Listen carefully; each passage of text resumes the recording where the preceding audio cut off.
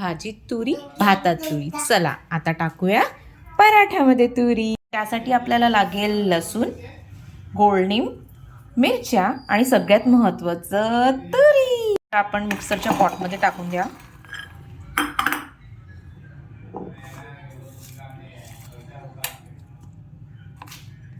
आपल्याला आपण ग्राइंड करूया.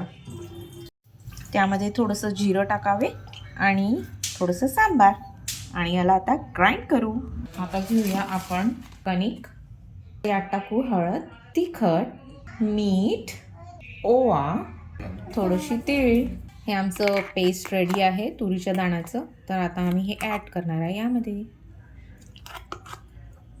आणि नंतर बनेल आमचे तुरीचे पराठे. तयार आहे.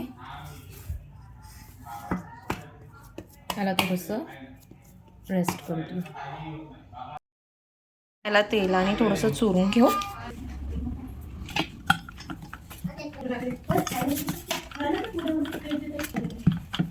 त्याचे पराठे बनवूया.